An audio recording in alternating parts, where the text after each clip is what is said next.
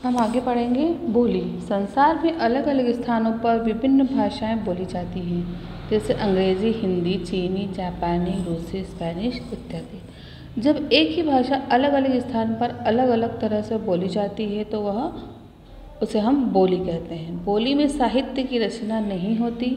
अवधी, ब्रज, खड़ी बोली आदि बोलियों में साहित्य की रचना हुई थी, परंतु आगे चलकर केवल खड़ी बोलियां ही भाषा का रूप ले पाई, जो वर्तमान में हिंदी के नाम से जानी जाती है। हिंदी में उत्पन्न बोलियां अवधी, बहोली, छत्तीसगढ़ी, जयपुरी, मारवाड़ी, मेवाती, कुमाऊनी, मालवी, मगही, गढ़वाली, हिमाचली, हरियाणवी, कन्नौजी, ब्रज, भोजपुरी, मैथिली, बुंदेली इत्यादि।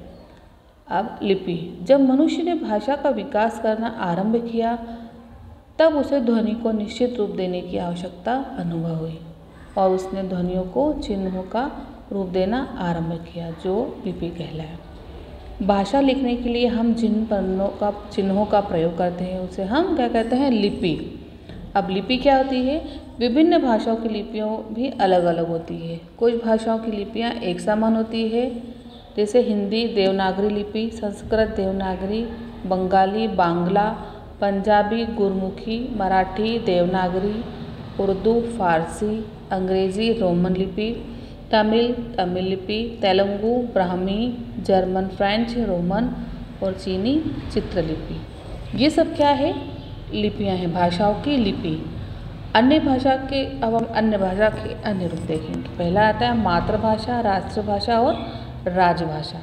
अब मातृभाषा क्या होती है? मातृभाषा वो होती है जो बच्चा सबसे पहले अपने घर में अपने माता पिता से सीखता है, उसे हम मातृभाषा कहते हैं। जैसे पंजाबी भाषी परिवार में जन्म लेने वाले बालक की मातृभाषा क्या हो जाती है? पंजाबी। वैसे मराठी परिवार में जन्म लेने वाले बच्चे की भाषा मराठी। तो जिस परिवार से बच्चा संबंधित रखता है, मराठी, पंजाबी, सिंधी, बंगाली, तो उन सबकी भाषा मातृभाषा कहलाती है। राष्ट्रभाषा राष्ट्र द्वारा जो पूरे संपूर्ण राष्ट्र में उसका प्रयोग किया जाता है वह राष्ट्रभाषा कहलाती है। और राजभाषा क्या होती है? राजभाषा राज्य या प्रशासन की भाषा को हम राजभाषा कहते हैं। वह भाषा जो सरकारी कामकाज की भाषा के रूप में स्वीकार की गई हो तथा शासन और जनता के बीच संपर्क के काम की गई हो तथा शासन और जनता के बीच संपर्क के काम में आती हो, वह क्या कहलाती है? राजभाषा।